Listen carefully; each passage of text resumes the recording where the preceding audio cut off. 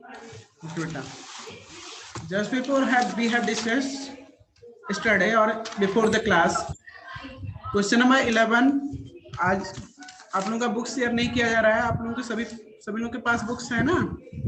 Please look at page number 22 from science book. Okay, page number 22 open कीजिए सारे लोग। इसमें कह रहे थे लेवल फिगर 2.11 आप द डाइजेस्टिव सिस्टम। ये फिगर डाइजेस्टिव सिस्टम जो गिवन है यहाँ पे आप कुछ लोगों ने किया था, जैसे मुस्कान, अभिषेक, इन सब लोगों ने लेवल कर लिया है। कुछ लोगों ने होमवर्क अभी भी सबमिट नहीं किया है, ठीक है? आप लोग इस कर लेना बेटा, इसमें कोई प्रॉब्लम नहीं होनी चाहिए। आपको केवल लेवल करना है, उनके नेमिंग करना है यहाँ पे पार्ट्स की, तो ये कर लोगे आप लोग। जिन लोगों ने नहीं किया उनकी बात कर रहा हूँ।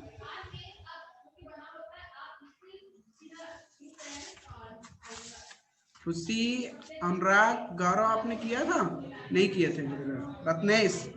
यस सर, सेंड किए। अच्छा, गौरव ने किया था। रत्नेश, अनुराग, आदर्श, खुशी, इन लोगों ने अभी होमवर्क कंप्लीट नहीं किए हैं। जो भी दिया जाता है please after completion send your homework. Okay, complete करके देन आप जो भी करते हैं उसको सेंड कीजिए, ठीक है?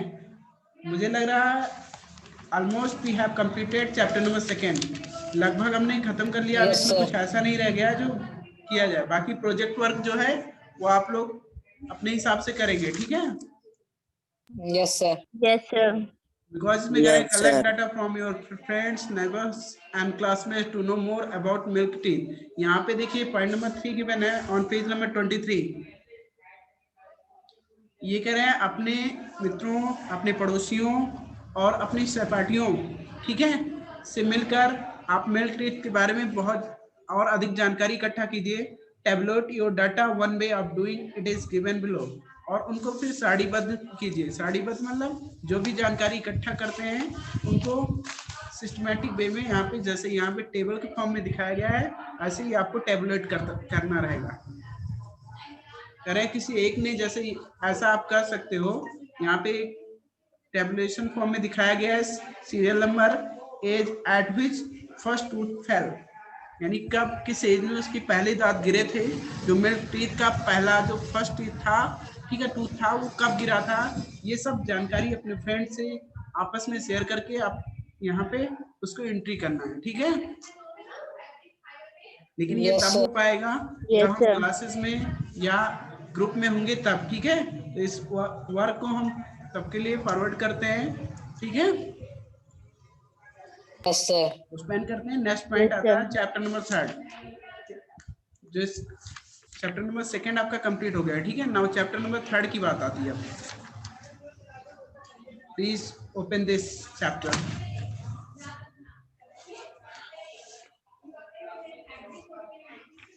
The next chapter is fiber to fabric. Fiber to fabric means, Fabric. beta fiber means Racing. और fabric means, fabric means, the chapter number 3 is fiber to fabric. It means fibre means होता है रेसे और fabric means होता है वस्त्र या कपड़े, ठीक है? किस तरह से कपड़ों से, किस तरह रेशों से कपड़े निर्मित किए जाते हैं। विभिन्न प्रकार के रेशों से विभिन्न प्रकार के कपड़े बनाए जाते हैं। इसके बारे में इस चैप्टर में हम जानेंगे, ठीक है? Yes sir. Yes, sir. आप जानते हो जो fibre, there are 2 types of fibers, mainly 2 types के फाइबर्स होते हैं, artificial and natural fibres. The fiber which we get from nature are called natural fibers. The fibers which is made by man, ठीक है, are called artificial fibers. Okay बेटा? Yes, sir. Yes sir. Fibres nature के द्वारा यानी प्रकृति के द्वारा मिलते हैं वो क्या होते हैं? नेचुरल फाइबर होते हैं। और जो मानव द्वारा निर्मित होते हैं उन्हें हम मैन मेड और आर्टिफिशियल फाइबर्स बोलते हैं। Okay, yes sir.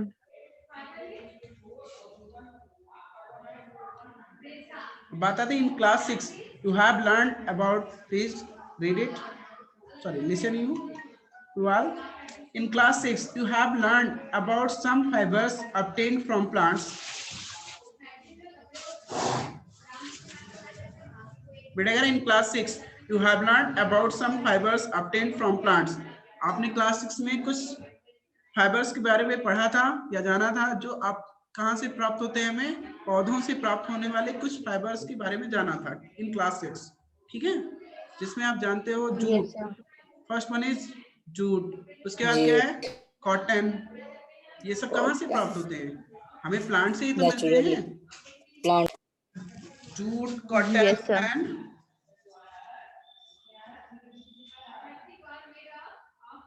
Jute, cotton और कोई और एक है, कुछ और भी था ना, The silk. सिल्क भी नहीं, सिल्क एनिमल से फाउंड होता है ना, सिल्क तो सिल्कवॉर्म से मिलता है ना, Yes, sir. मेनली टू ही कह सकते हैं, जूट एंड कॉटन, अभी तो मेनली टू ही है, जूट एंड कॉटन, जो हमें प्लांट से मिलते हैं यानी पौधों से प्राप्त होते हैं, ठीक है। अब बात आती है also learn that wool and silk fibres are obtained from animals, और ये भी आपने उस समय पढ़ा था या सीखा था कि जो ऊल होते हैं और सिल्क ये कहाँ से मिलते हैं हमें, ऊल मीन्स ऊन होता है और सिल्क मीन्स रेशम होता है, ये आपको जानवरों से प्राप्त होते हैं, जंतुओं से प्राप्त होते हैं, जंतु मीन्स वो कीड़े मकोड़े भी हो सकते हैं या कोई बड़ा जीव भी हो सकता है, जंतु में सभी आ जाते हैं एनिमल्स में, है ना। तो कह रहे हैं जो ऊल Yes, है sir. और silk fibres are obtained from animals, ये हमें जंतुओं से प्राप्त होने वाले फाइबर्स हैं जो कि हमें जंतुओं से प्राप्त होते हैं। आप जानते हो जो सिल्क होता है वो आपका सिल्कवॉर्म से ऑब्टेन्ड होता है ना, type of insect silkworm. Yes, sir. Yes, sir. और जो ऊल होता है बेटा, ऊल किससे प्राप्त होते हैं, mainly Sheep. The sheep. Yes बेटा, सीप एंड कुछ गोट्स भी होते हैं जो that are found in mountain region, यानी कुछ ऐसे भी Yes, sir. बकरे या बकरियां होती हैं जो पर्वतीय क्षेत्रों में पाए जाते हैं, उनसे भी ऊन निकाला जाता है। आप जानते हो पश्मीना, ए टाइप ऑफ ऊल पश्मीना, इसको आपको बताया गया है ना, Yes, ये sir. लद्दाख की पहाड़ियों में पाए जाने वाले जो पश्मीना गोट होते हैं, ठीक है, उनसे निकाले जाते हैं। Yes, sir. It is the most costest wool in the world, यानी सबसे कीमती ऊन माना जाता है, पूरी दुनिया का सबसे कीमती ऊन माना जाता है पश्मीना, ठीक है। इसके जो Yes, sir. फैब्रिक फॉर्म किए जाते हैं, यानी जो इससे कपड़े या कोई भी वूलन आइटम प्रिपेयर किया जाता है वो बहुत ही कॉस्टली होता है, ठीक है। पश्मीना के जो भी पश्मीना ऊन से जो भी फैब्रिक फॉर्म किए जाएंगे वो बहुत ही कॉस्टली होता है, बिकॉज इसकी जो क्वालिटी होती है वो बहुत ही उच्च क्वालिटी की होती है, ठीक है। Yes, sir. Yes, sir. बात आती है इसमें wool is obtained from the fleece hair of sheep और याक। यस बेटा, उन्होंने कहा कि जो ऊन प्राप्त होता है वो भेड़ों या याक मीन्स जानते हो जो जंगली बैल होते हैं, सॉरी जंगली गाय होती हैं, उनसे प्राप्त होती है ना। आप लोग मुझे Yes, सुन पा रहे हैं properly? Yes, sir. Yes, sir. Yes, sir. The next point is silk fibers come from cocoons of the silk moth. Yes. Do you know which part of the sheep's body yields fibers? क्या आपको पता है कि कौन से part से, सीप के कौन से पार्ट से ये ऊन प्राप्त किया जाता है? Hair. Sir, बाल से. बाल से, हेयर से, या थ्रू द हेयर, ठीक है। आप जानते हो उनके बालों को भी निकालकर हम, यानी उनके जो खाल के ऊपर के बाल होते हैं उनको निकालकर हम क्या उनसे ऊन प्राप्त करते हैं, वही उनके ही तो रूप होते हैं, जो रेशे निकलते हैं, बाल होते हैं उनके, वो उनके रूप में मिलते हैं हमें, है ना। Yes, sir. Yes, sir. Yes, sir. Did you know which part of the sheep's body yield fiber? Are you aware how these fibers are converted into woolen yarn that we buy from the market to knit sweaters? Yes. करें, आपको क्या पता है इसके बारे में, कोई जानकारी है? किस तरह से ये जो वूलन फाइबर होते हैं, यानी जो ऊनी रेशे होते हैं, इनको हम किस तरह से निट करके यानी उनकी बुनाई करके स्वेटर के फॉर्म में किस तरह से मार्केट में आ जाते हैं, इनको इनके बारे में कुछ जानकारी है आपको? पहले क्या किए जाते हैं, ये जो फाइबर्स होते हैं इनको फैब्रिक के फॉर्म में कन्वर्ट किया जाता है, यानी इनकी बुनाई की जाती है, ये कपड़े के रूप में ओनली क्लॉथिंग में कन्वर्ट किया जाता है। देन इन क्लॉथ से क्या होता है, डिफरेंट गारमेंट्स फॉर्म किए जाते हैं, अलग अलग प्रकार के वेशभूषा वाले वस्त्र बनाए जाते हैं। ठीक है, पहले ऐसे जनरली क्या होती है, Yes, sir. Length wise cloth बनाए जाते हैं, यानी कपड़े फॉर्म किए जाते हैं इन फाइबर से। ठीक है, फिर उन कपड़ों का यूज डिफरेंट टाइप्स के गारमेंट्स बनाने में यूज किए जाते हैं। समझ आ रहा है ना मेरी बात? Yes, sir. Yes, sir. Yes. Are you aware how these fibers are converted into the woolen yarn that we buy from the market to knit sweaters? Oh, sorry, इन्होंने कहा था कि आपको पता है ये फाइबर जो होते हैं वूलन फाइबर किस तरह से वूलन मतलब ऊन के फॉर्म में जो मार्केट में बेचे जाते हैं, किस तरह से ये प्रिपेयर किए जाते हैं, आपके बारे में इसके कुछ आइडिया है? चलिए, नहीं है तो अभी ये बताएंगे कैसे होता है। In this chapter we shall try to find answer to these questions. करें? नहीं, एक और भी क्वेश्चन इन्होंने पूछा था, do you have any idea how silk fibre are made into silk which is woven into saris? Okay बेटा, कह रहे हैं क्या आपके बारे में और भी कुछ मतलब सिल्क के बारे में कोई आइडिया है, किस तरह से सिल्क फाइबर से सिल्क बनाया जाता है और उस सिल्क का यूज साड़ी बनाने में किया जाता है? आपको पता है रेशम की साड़ियां बनाई जाती है ना? Yes, sir. Yes, sir. इस तरह से ये सिल्क फाइबर से सिल्क के फॉर्म में देन इनको साड़ीज के फॉर्म में कन्वर्ट किया जाता है। इसके बारे में कुछ आइडिया है? नहीं है तो चलिए इस चैप्टर में आप इसके बारे में जानेंगे। First one is animal fibre. सबसे पहला पॉइंट इसमें दिया गया है animal fibre. Okay, in this you have no wool and silk. आप जानते हो जो वूल एंड सिल्क होते हैं वो क्या होते हैं? एनिमल्स फाइबर्स होते हैं। ठीक है, wool and silk are the animals fibre Yes, sir. obtained from animal। ठीक है, first point is wool.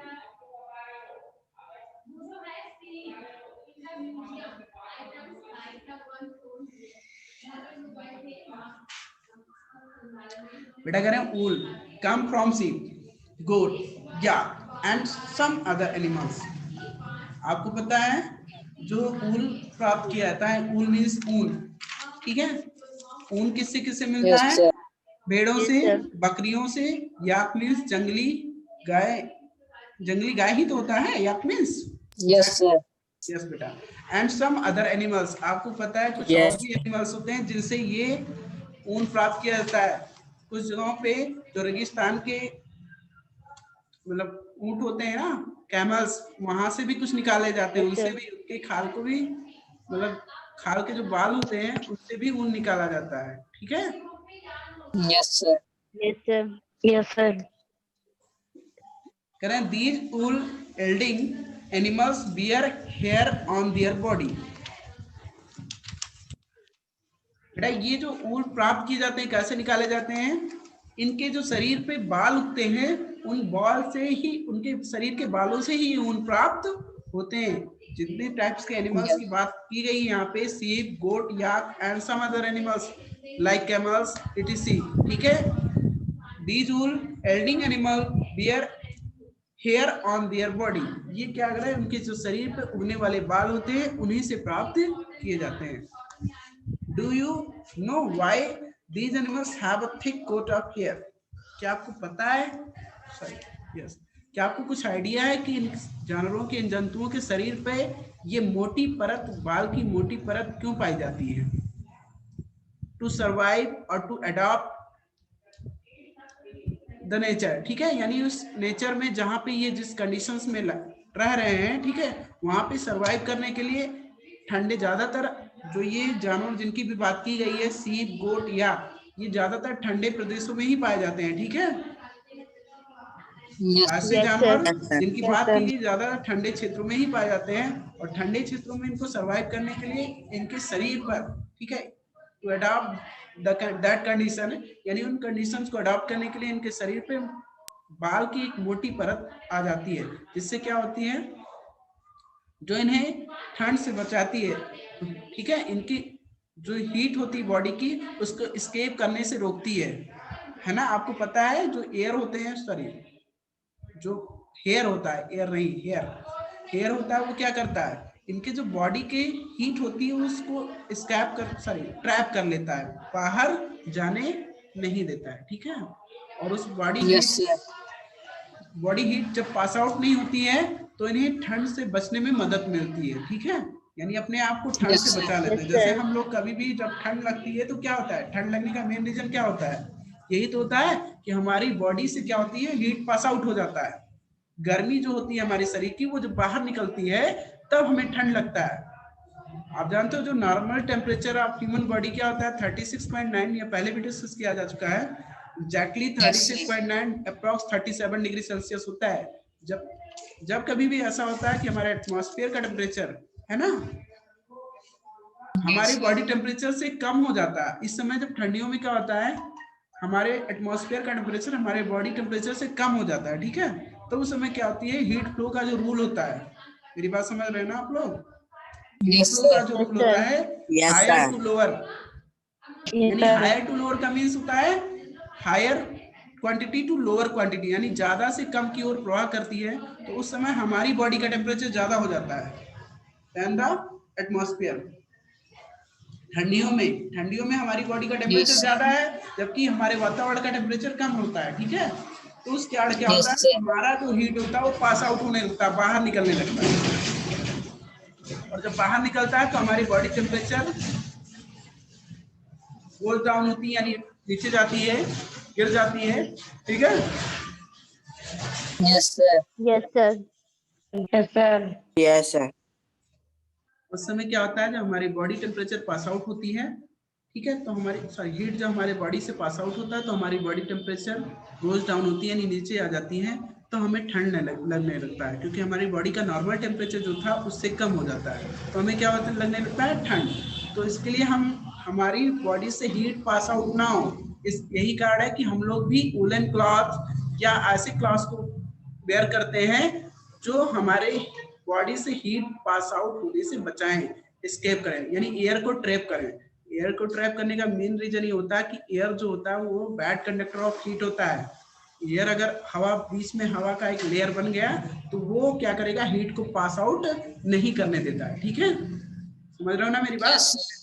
Yes, Yes, sir. sir. जो वूलन क्लास होते हैं इनके बीच में बेटा गैप होता है, आपको पता है ना, मतलब रोए निकले होते हैं जो इनके रेसेस होते हैं, वो रेसे क्या करते हैं, हवा उसमें क्या कुछ नहीं होता तो हवा भर जाती है। आप जानते हो जहाँ कुछ नहीं होता वहां पे एयर उस स्पेस को फिल कर लेता है, ठीक है, जहाँ पे कुछ नहीं होता उस स्पेस Yes, को एयर sir. कवर कर लेता है। तो जब हम वूलन Yes, क्लॉथ sir. पहनते हैं तो जो रोए होते हैं, ठीक है, उसके वहां पे हवा भर जाती है, जो रोओं के बीच में कुछ स्पेस होता है उस स्पेस में हवा आ जाती है, और हवा क्या करता है, हमारी बॉडी की हीट को पास आउट होने से रोकता है, because air is the bad conductor of heat and electricity, ठीक है, हवा उष्मा और विद्युत दोनों का कुचालक होता है, ठीक है।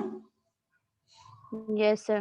मेरी बात समझ में आ रही होगी आपको, आपको इसके बारे में बताया गया कि ठंड में क्यों लगती है और क्यों गर्मी या ठंड, गर्मियों में गर्मी, ठंडियों में ठंडी, ऐसा क्यों होता है, ये सब हमारी बॉडी पे ही डिपेंड करता है, क्योंकि जो हमारी बॉडी का नॉर्मल टेम्परेचर है, जब भी उससे हमारी बॉडी का टेम्परेचर डाउन होता है तो हमें ठंड लगती है, और बॉडी टेम्परेचर उससे बढ़ जाता है तो हमें गर्मी लगने लगती है, ठीक है।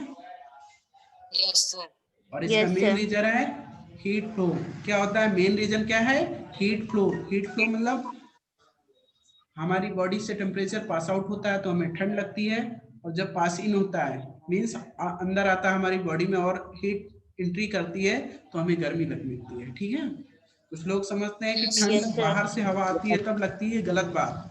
हवा आने का मेन रीजन है ठंड बाहर से नहीं आती है, हमारे शरीर की उष्मा बाहर निकल जाती है तब हमें ठंड लगता है। यही कारण हम कान वान को ढक कर रखते हैं कि हवा, लोग समझते हैं उल्टा कि हवा पास ना करे, जबकि होता क्या है कि हमारे कान से जो गर्मी ना निकलने पाए, इसलिए हम अपने आप को कान नाक मुंह को ढक कर रखते हैं ठंडियों में, है ना, कि कम से कम पास आउट हो हमारे समय से उसमें, ठीक है।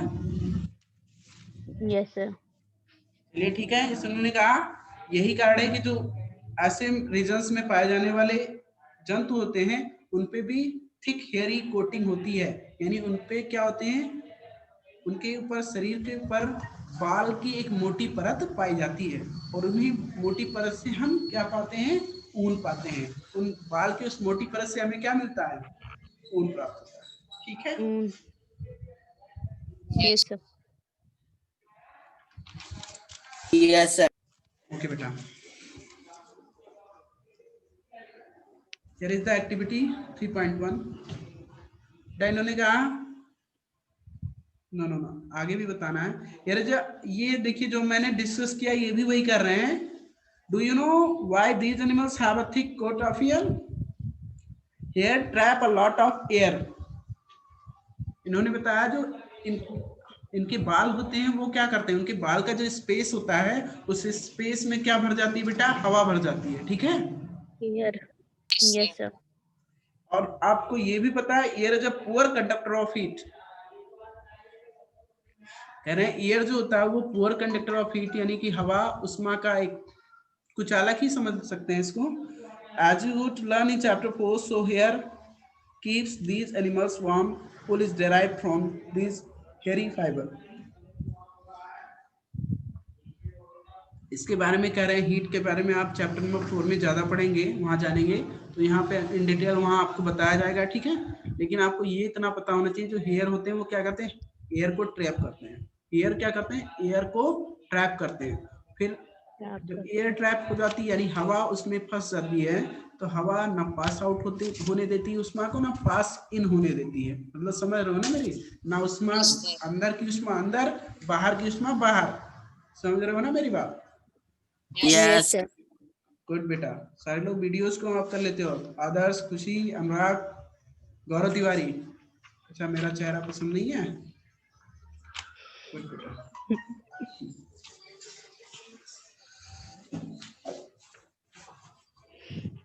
चलिए ठीक है, एक्टिविटी करें। सो hair keeps these animals warm, wool is derived from these hairy fibers। मैंने पहले ही बता दिया कि इन्हीं मोटी परतों से, बाल की मोटी परतों से ऊन प्राप्त होते हैं, ठीक है। Yes sir. Have you understood Yes, this? sir. चलिए ठीक है, please come two point. Next point, activity 3.1। तो एक्टिविटी हम लोग साथ में मिलकर करते थे, इससे पहले किए थे क्या कभी? चलिए ठीक है, एक्टिविटी अभी करेंगे, लेकिन इसको करने के लिए हमें ग्रुप में होना चाहिए था। कोई बात नहीं, हम इंडिविजुअली करेंगे। Feel the hair on your body and arms, those on your head. क्या बोलते हैं?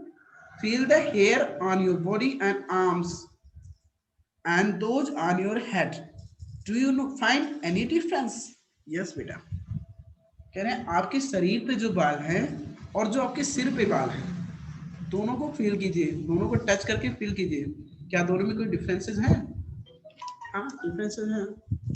हमारे जो शरीर के बाल हैं वो सॉफ्ट हैं, सबसे बड़ी बात, हमारे सर के बाल की अपेक्षा क्या है, सॉफ्ट हैं, और लेंथ भी उनकी कम है, और डेंसिटी भी कम है। डेंसिटी मतलब कम क्षेत्र में ज्यादा ग्रो करना, डेंसिटी ज्यादा हो जाती है कम क्षेत्र में, कम उतने ही क्षेत्र में, सॉरी कम क्षेत्र में कर रहा हूं, एक बराबर एरिया ले लीजिए, उस एरिया में कम ग्रो करना, उसकी डेंसिटी कम होगी। उतने ही एरिया में ज्यादा कोई चीज ग्रो कर जा रही है तो उसकी डेंसिटी ज्यादा हो गई।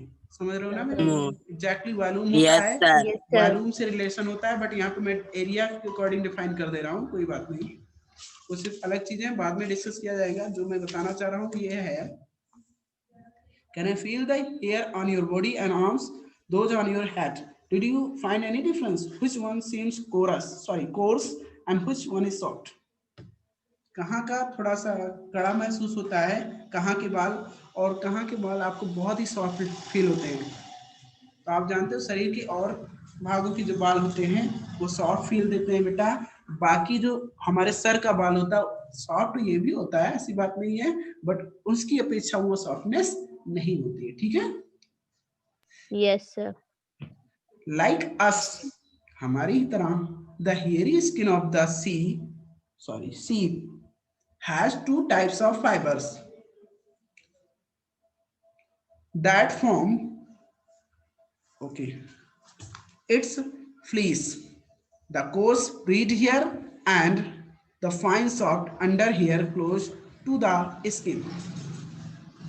Yes बेटा, इसी तरह जो भेड़ के बाल होते हैं वो भी दो तरह के होते हैं। जो उनके ऊपरी बाल के ऊपरी भाग होते हैं, ठीक है, वो थोड़ा कोर्स होते हैं, मतलब वो क्या करते हैं, जो ऊपरी भाग होते हैं बाल के, सबसे ऊपर वाले बाल होते हैं शरीर के उनके, वो थोड़ा कम सॉफ्ट होते हैं उसकी अपेक्षा जो उनकी स्किन के ज्यादा क्लोज होते हैं, यानी उनकी त्वचा के सबसे नजदीक के जो बाल होते हैं वो ज्यादा सॉफ्ट होते हैं, ठीक है। Yes, sir. Yes, sir. The fine hair provide the fibers making wool. जो फाइन हेयर होते हैं यानी जो सॉफ्ट हेयर होता है वो क्या करता है, ऊल बनाने के लिए बेहतर माना जाता है, यानी ऊन उसी से बनाया जाता है। जो फाइन हेयर मीन्स जो soft hair is close to the skin, यानी उनके त्वचा के ज्यादा नजदीक के जो बाल होते हैं वो सॉफ्ट एंड फाइन होते हैं, उन्हीं से ऊल फाइन किया जाता है, ठीक है। Yes, sir. Yes, sir. Yes, sir.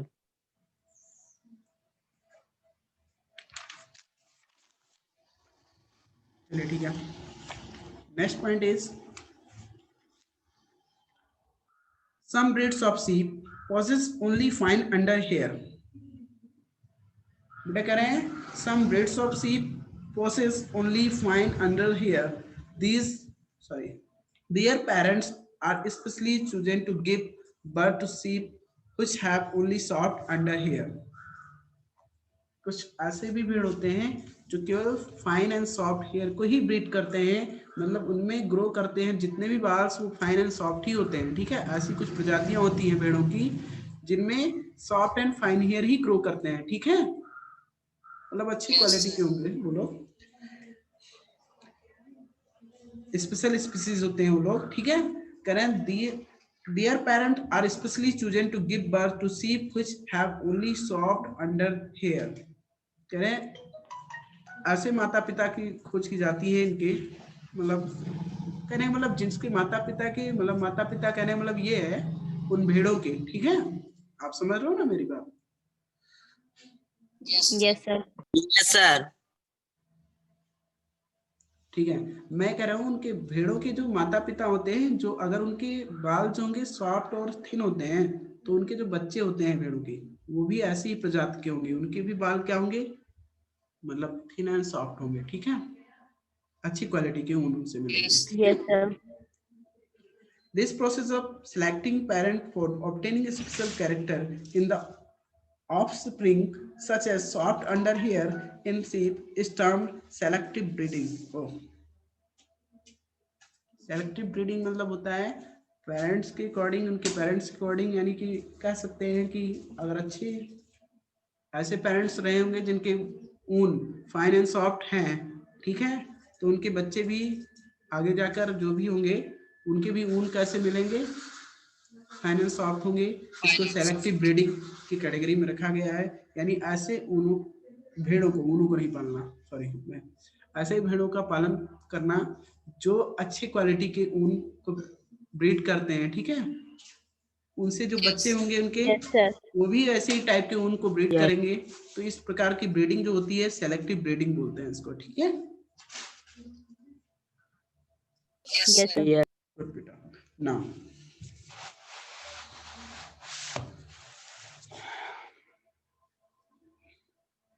The next point is animals that yield wool. ऐसे जानवर जो ऊन को पैदावार करते हैं, यील्ड मीन्स एग्जैक्ट मीनिंग होता है पैदावार, बट यहाँ पे पैदावार होने का मतलब जानवरों से मिलते हैं तो जानवरों से पैदा होता है, जिस कारण हम जानवरों से पैदावार बोल सकते हैं, ठीक है। अब यहाँ पे किस तरह से ऊन की जो प्राप्ति होती है इन जानवरों से, इनके बारे में जानते हैं। कह रहे हैं several breeds of sheep are found in different parts of our country.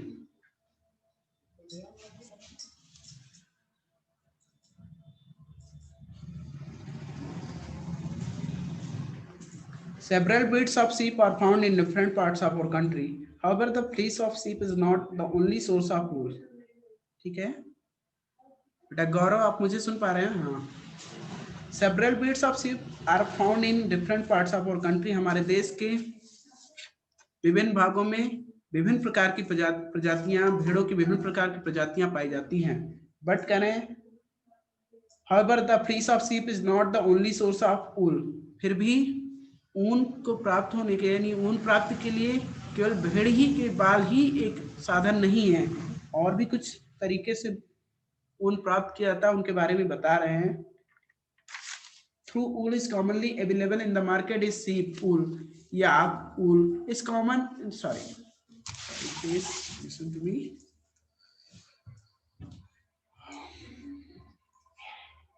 Please wait, बेटा. चलिए ठीक है. However, the fleece of sheep is not the only source of wool. Though wool commonly available in the market is sheep wool, yak wool is common in the Tibet and Ladakh. Okay. यानी फिर भी जो हमारे market में जो ऊल available होते हैं, उपलब्ध रहते हैं, वह तो शीप ऊल होते हैं या तो याक ऊल होते हैं. याक मीन्स जो जंगली गाय होती हैं उनसे प्राप्त होने वाले ऊन होते हैं, या तो भेड़ों से प्राप्त होने वाले ऊन होते हैं, जो हमारे मार्केट में प्रायः उपलब्ध होते हैं. ठीक है. Common in Tibet and Ladakh. Yes, sir. और ये भेड़ और याक कहाँ कब पाए जाते हैं, कहाँ पे पाए जाने वाले हैं? तिब्बत और लद्दाख में. ठीक है. Ladakh. Yes, sir. Mohair is obtained from Angora goats. Angora goats. Yes. बेटा आपने देखा होगा जो इनर उनर बनाए जाते हैं, किसी किसी इनर पे अंगूरा लिखा होता है. अंगोरा, सॉरी, वो अंगोरा गोट से प्राप्त होने, मतलब इस लिख तो दिया गया है, बट अंगोरा एक प्रकार की प्रजाति होती है बकरी की, जिनसे उच्च क्वालिटी के यानी अच्छी क्वालिटी के ऊन प्राप्त किए जाते हैं. मेनली जम्मू एंड कश्मीर में पाए जाते हैं. ऐसे जो भेड़ और बकरियां होती हैं कहाँ? जम्मू एंड कश्मीर में पाए जाते हैं. ठीक है. Yes, sir. Yes, sir. Found in hilly regions such as Jammu and Kashmir. Wool is also obtained from goat hair. Yes बेटा, ये मैंने पहले बताया था कि जो करें ऊन केवल भेड़ों से ही नहीं प्राप्त होता है, गोट हेयर या और कैमल से भी प्राप्त किया जाता है. ठीक है. तो इन सब के बारे में वही बता रहे हैं. It is woven into fine souls called pashmina souls. ये बता रहे हैं. देखो ये पहले हमने इसके बारे में डिस्कस किया था ना, पश्मीना के बारे में. Yes, sir. Wool is also obtained from goat hair. The under fur of Kashmiri goat is soft. Oh. जो इनके फर होते हैं, मतलब वही बाल से ही संबंध है इनका भी. इट इज वो बहुत ही सॉफ्ट होते हैं बेटा. ठीक है. इनके जो बाल होते हैं बकरियों के, Yes. बहुत ही सॉफ्ट होते हैं. It is woven into fine shawls called pashmina shawls. और इनको पतली शॉल के रूप में बुनकर बनाया जाता है, जिसे पश्मीना शॉल और कंबल बोलते हैं. पश्मीना की जो शॉल्स होती है बहुत ही पतली होती है, लेकिन बहुत ही गर्मी देती है. ठीक है. अगर आप उसको वेयर करते हैं, पश्मीना शॉल या कंबल, ठीक है, ब्लैंकेट बनाए जाते हैं, शॉल्स बनाई जाती है, स्वेटर भी बनाए जाते हैं. बहुत पतले होते हैं उनमें, लेकिन बहुत ज्यादा हीट प्रोड्यूस करते हैं, स्कैप करते हैं हीट को. ठीक है. सॉरी, स्कैप नहीं करते हैं, ट्रैप करते हैं. Sorry. Yes, sir. The fur on the body of camels, ये देखो camels की बात कर रहे हैं, मैंने पहले बताया था ना, is also used as wool. Lima, what बेटा? Lima and alpaca found in South America also yield wool. Okay.